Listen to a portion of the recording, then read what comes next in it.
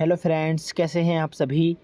तो चलिए दोस्तों स्टार्ट करते हैं GS special class number 2।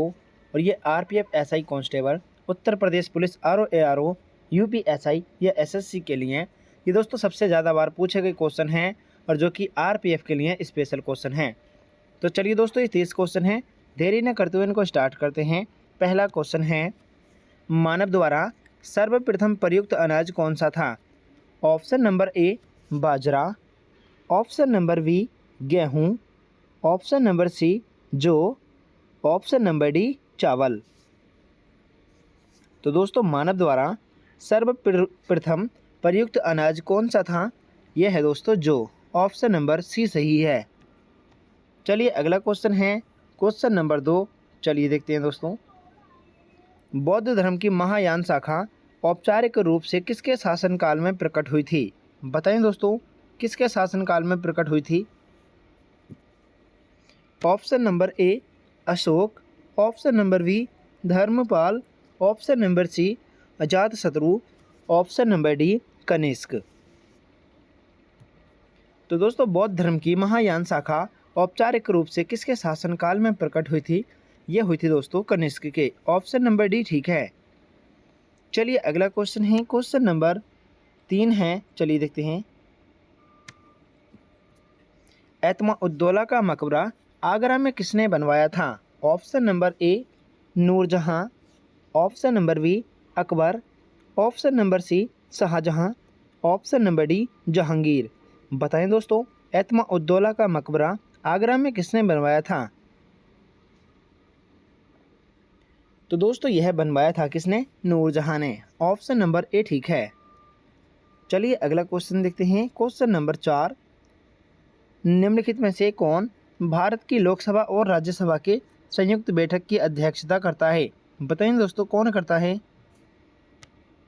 Option number ए है लोकसभा अध्यक्ष, ऑप्शन नंबर बी भारत का उपराष्ट्रपति, ऑप्शन नंबर सी भारत का राष्ट्रपति, ऑप्शन नंबर डी प्रधानमंत्री। तो दोस्तों यह की जाती है लोकसभा अध्यक्ष के द्वारा। ऑप्शन नंबर ए सही है।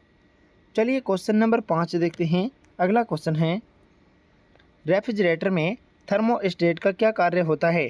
ऑप्शन नंबर ए गलनांक को घटाता, ऑप्शन नंबर बी हिमालयन ताप को बढ़ाना, ऑप्शन नंबर सी तापमान को कम करना, ऑप्शन नंबर डी एक समान तापमान को बनाए रखना। तो दोस्तों इसका अर्थ होता है यानी कि एक समान तापमान को बनाए रखना। ऑप्शन नंबर डी ठीक है। चलिए क्वेश्चन नंबर 6 देखते हैं। ये सभी क्वेश्चन मोस्ट इम्पोर्टेंट क्वेश्चन हैं, तो सभी साथी एक बार चैनल को सब्सक्राइब करें और दोस्तों बेल आइकन को प्रेस कर लीजिए। गेहूं की खेती के लिए कौन से उर्वरक का उपयोग करते हैं। ऑप्शन नंबर ए तांबा, option number B nitrogen, option number C लोहा, ऑप्शन नंबर डी पोटेशियम। तो दोस्तों गेहूं की खेती के लिए कौन सा उर्वरक प्रयोग किया जाता है। तो दोस्तों यह होता है यानी कि कौन सा, नाइट्रोजन। ऑप्शन नंबर बी ठीक है, नाइट्रोजन। चलिए अगला क्वेश्चन देखते हैं। क्वेश्चन नंबर 7 है दोस्तों। चलिए देखते हैं, यूरिया में नाइट्रोजन की मात्रा कितने प्रतिशत होती है। Option number A 47, option number B 56, option number C 78, option number D 14। तो दोस्तों यूरिया में होती है यानी कि कितनी, 47%। ऑप्शन नंबर ए ठीक है। चलिए अगला क्वेश्चन देखते हैं। क्वेश्चन नंबर 8, डीएनए में उपलब्ध कौन सा यौगिक एमिनो अम्ल नहीं बनाता है।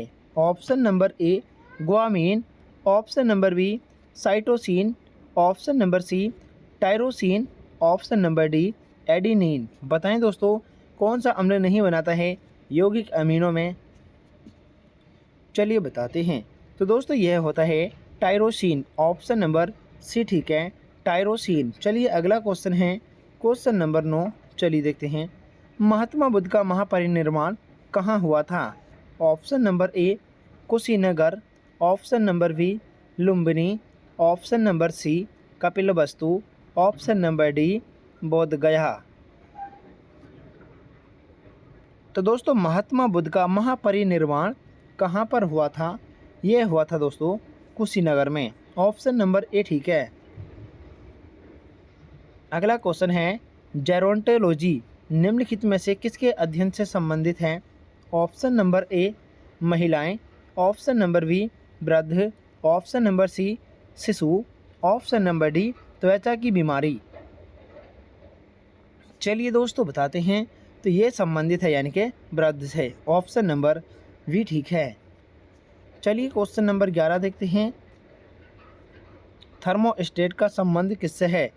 ऑप्शन नंबर ए आर्द्रता, ऑप्शन नंबर बी तापक्रम, ऑप्शन नंबर सी हवा, ऑप्शन नंबर डी बादल।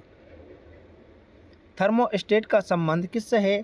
तो ये है दोस्तों तापक्रम से। ऑप्शन नंबर बी ठीक है, तापक्रम। चलिए नेक्स्ट क्वेश्चन है, क्वेश्चन नंबर 12, टका निम्नलिखित में से किस देश की मुद्रा है?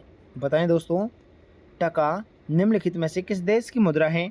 ऑप्शन नंबर ए तुर्की, option number B Thailand, option number C Serbia, option number D Bangladesh. तो दोस्तों टका जो है ये बांग्लादेश की है। ऑप्शन नंबर डी ठीक है। चलिए क्वेश्चन नंबर नेक्स्ट है, गोदान निम्नलिखित में से किस प्रसिद्ध लेखक द्वारा लिखा गया उपन्यास है? बताएं दोस्तों किसके द्वारा लिखा गया है Godan? Option number A Suryakant Tripathi Nirala, option number B Munshi Premchand, option number C Jaishankar Prasad, option number D Makhanlal Chaturvedi. तो दोस्तों यह है मुंशी प्रेमचंद के द्वारा लिखा गया है। ऑप्शन नंबर बी ठीक है। चलिए अगला क्वेश्चन है, क्वेश्चन नंबर 14। चलिए देखते हैं दोस्तों, निम्नलिखित में से कौन सा भारत का सर्वोच्च नागरिक पुरस्कार है? Option number A Padma Bhushan, option number B Padmashri, option number C Bharat Ratna, option number D Padma Vibhushan. तो दोस्तों यह है यानी कि Bharat Ratna. Option number C सही है, भारत रत्न। चलिए क्वेश्चन नंबर 15 देखते हैं। क्वेश्चन नंबर 15 है, निम्नलिखित में से भारत में संविधान दिवस कब मनाया जाता है? ऑप्शन नंबर ए 30 नवंबर, ऑप्शन नंबर बी 26 नवंबर, ऑप्शन नंबर सी 15 अगस्त, ऑप्शन नंबर डी 26 जनवरी। तो दोस्तों भारत में संविधान दिवस कब मनाया जाता है? तो 26 नवंबर को मनाते हैं। ऑप्शन नंबर बी ठीक है। चलिए अगला क्वेश्चन देखते हैं। क्वेश्चन नंबर 16 है। चलिए देखते हैं दोस्तों, गुड़ी पड़वा निम्नलिखित में से किस राज्य का बसंत समय का त्यौहार है? बताएं दोस्तों कौन से समय का है, यानी किस राज्य का है? Option number A Gujarat, option number B Maharashtra, option number C Himachal Pradesh, option number D Uttarakhand. तो दोस्तों यह है महाराष्ट्र का है। ऑप्शन नंबर बी ठीक है, महाराष्ट्र। चलिए अगला क्वेश्चन है, क्वेश्चन नंबर 17, आर्यभट्ट प्रेक्षण विज्ञान अनुसंधान संस्थान उत्तराखंड राज्य के किस जिले में स्थित है? Option number A Champawat, option number B Chamoli, option number C Almora, option number D Nainital. बताएं दोस्तों, आर्यभट्ट प्रेक्षण विज्ञान अनुसंधान संस्थान ये यूके के किस राज्य में है, मतलब ज़िले में है?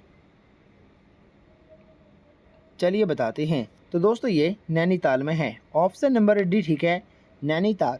Option number D Nainital. चलिए अगला क्वेश्चन है, क्वेश्चन नंबर 18। चलिए देखते हैं दोस्तों, भारत का कौन सा पड़ोसी देश भारत के साथ भूमि सीमा साझा नहीं करता है? Option number A Nepal, option number B Myanmar, option number C Maldives, option number D Bhutan. तो दोस्तों यह है यानी कि मालदीव है। ऑप्शन नंबर सी सही है, मालदीव। चलिए अगला क्वेश्चन है, क्वेश्चन नंबर 19 है। चलिए देखते हैं, टोक्यो एशिया के निम्नलिखित में से किस देश की राजधानी है? ऑप्शन नंबर ए चीन, option number B Bali, option number C Thailand, option number D Japan. तो दोस्तों टोक्यो जो राजधानी है ये कौन से देश की है? ये जापान की है। ऑप्शन नंबर डी सही है, जापान।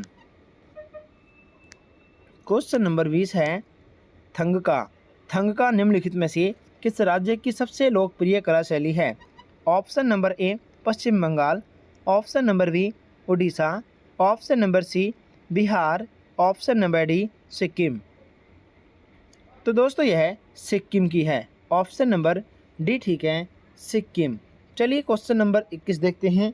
क्वेश्चन नंबर 21 है दोस्तों, चलिए देख लेते हैं। नेक्स्ट क्वेश्चन है, नर्मदा नदी निम्नलिखित में से किस में मिलती है?